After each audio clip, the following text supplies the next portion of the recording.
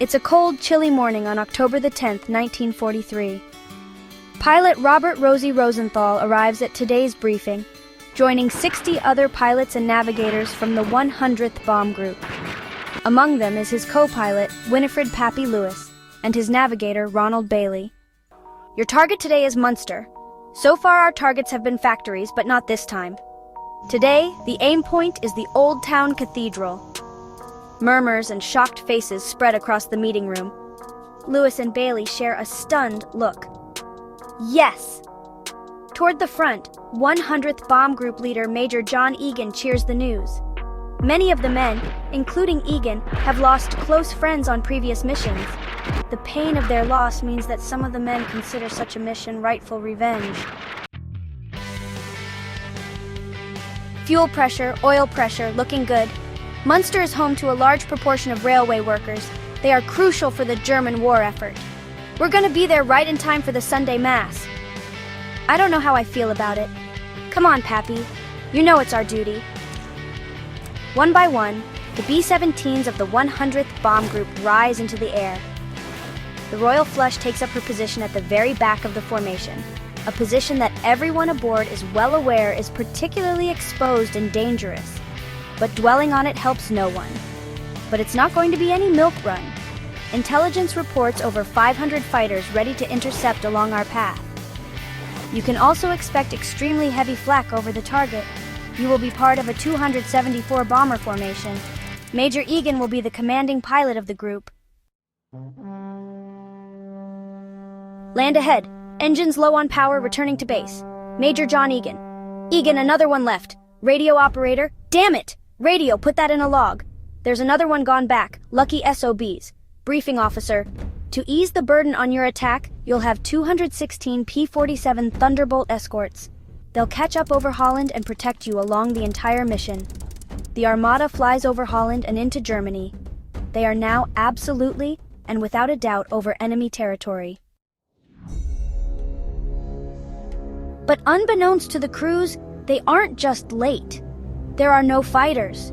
The weather on their bases didn't allow them to take off, and their absence leaves the bombers even more vulnerable.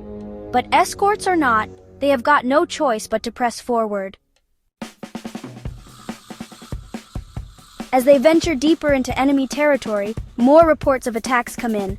Isolated groups of fighters launching attacks further up the formation and claiming a handful of B-17s Robert Rosie Rosenthal. Keep your eyes peeled, everyone. Winifred "Pappy" Lewis. Pilots, do you see this? A cloud of fighters appears in the distance. The interceptors have arrived. Major John Egan. Good luck. I'll see you all in a couple of hours. Gunner, open fire. Show them what we've got. In a blur, a swarm of Me-109S and FW-190S cuts through the formation. The guns from the fortresses come alive, filling the air with tracers as the German fighters fire their deadly 20mm guns. Gunner 2. They are coming your way, Stanley. Moments later, Me-110S appear from the rear, sweeping in and firing rockets all around. The sky is filled with a confusing mess of fighters and lead. The big fortresses are soaking up shell after shell, while the enemy fighters go down in flames. Major John Egan Bandits, 6 o'clock low. A rocket strikes the lead B-17 of the 100th Bomb Group, Mademoiselle Zigzag, piloted by Major Egan. 2 of their engines are lost and a gash is opened on the fuselage. Major John Egan, damn it, we're losing power!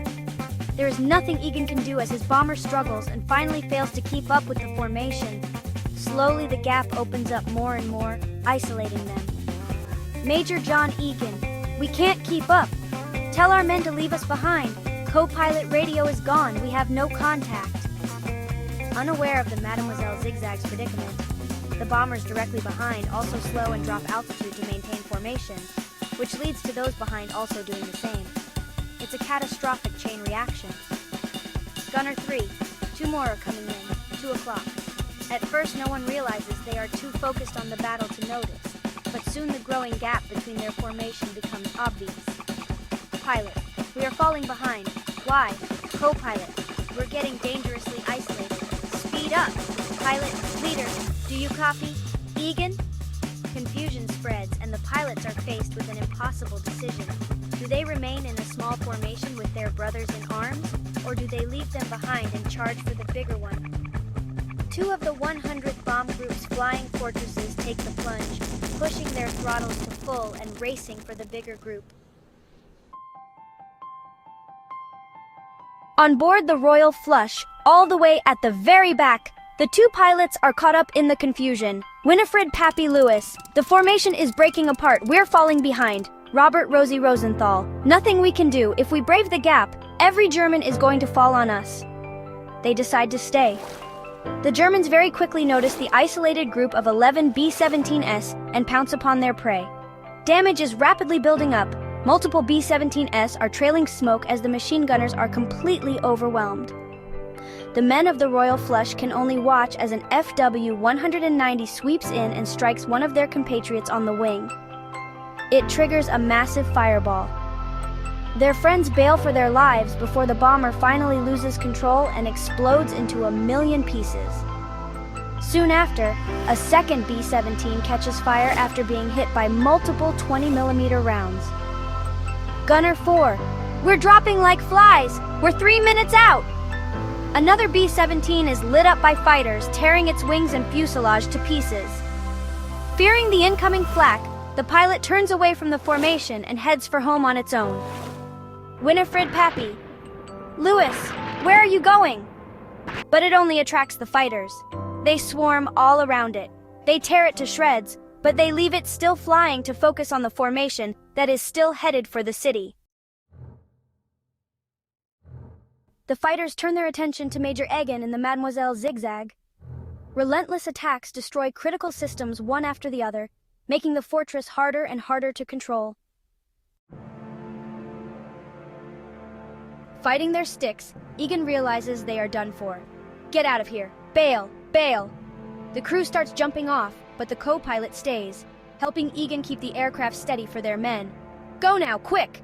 As soon as they're gone, pilot John Brady and Major Egan move to jump out of the bomb bay. Go ahead, Brady, as I'm a senior man. No, you go ahead.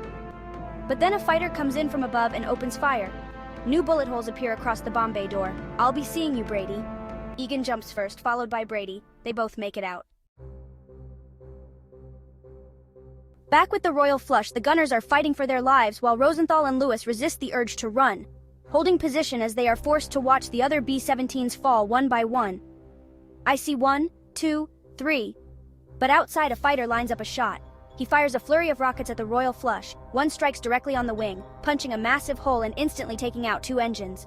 Feathering. Bailey, how far to the target? Just a little more. We're almost there. The German fighters turn away, fully knowing what the B-17s are heading towards. The tornado of fighters gives way to a flurry of flak. With the rest of the formation already gone, every gun in the city is now focused on the 3 surviving bombers. Hold on, boys, we'll get through this. The flak shreds the remaining aircraft. Another one is down, Rosie. One of them is set on fire and is forced to drop their bombs early before bailing from the flaming flying wreck. We are here. Autopilot on, Bombardier, it's your plane. Roger, pilot, my plane. The control of the aircraft is given to the Bombardier. Bomb bay doors open, the aim point approaching painfully slowly. Almost there. Damn it! The second to last B-17 is struck directly and bursts into a ball of flame. It slowly banks over and falls away, disintegrating all the way down.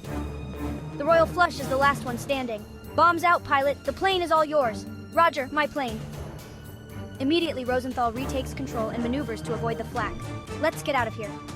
They escape the city airspace limping with just 2 engines and heavy damage. Where is everyone? Bandits, 6 o'clock. Multiple German aircraft appear from the clouds. Gunners from the Royal Flush open fire, but all alone they are sitting ducks. Pilot to tail. Make sure you have enough ammo. Hold on, everyone. In desperation, Rosenthal throws all bomber piloting wisdom out of the window and breaks into evasive maneuvers. The waist gunners hold on for dear life as the B-17 turns left and right. They open fire for a split second before the bomber banks hard underneath them. 4 FW-190s pull up on the 6 of the Royal Flush, chasing the B-17 across the sky. Willie, they're coming your way! Rear Gunner Sergeant Bill de Blasio aims at the second from his left and fires bursts of bullets his way. On the third, he scores a critical hit, shearing its left wing clean off and making it crash into his wingman, taking both aircraft out of the sky. He immediately switches to the next fighter, striking it on the engine and breaking off its canopy. The last fighter peels away, fleeing from de Blasio's deadly aim, but the Germans are far from done. 6 more aircraft line up behind the bomber. De Blasio opens fire as the twin-engine fighters unleash their rockets. Trails of smoke fire off from the fighters, flying all around de Blasio. Miraculously, none hit. He fires back, aiming at one of them. The .50 caliber guns rip through the German fighter, setting it alight. The rest of the enemies open fire in return, unleashing a storm of lead that explodes against and punches clean through the bomber's fuselage. 2 waist gunners are struck by the shrapnel and fall onto the aircraft's floor in pain. Schaffer looks bad. Their screams for help sound on the radio while de Blasio fires with all he has, fire in his eyes. He aims across the entire formation, changing from target to target. His bullets impact 2 of the 190s, making them lose control and crash into one another. Not long after, by sheer luck, the remaining German fighters turn away, limited by fuel. They're turning away. We're clear? Suddenly, the skies fall to a calm, and the royal flush is still in the air. Sky is clear. They're gone. Somebody check on the waist gunners. Radio operator Michael Bacuzzi abandons his post and rushes to the waist of the aircraft where the 2 gunners are on the floor and in pain. Hang on, man, I've got you. Talk to me, Schaffer. You'll be okay, I promise. Can we make it back? We're losing altitude. We need to shed some weight.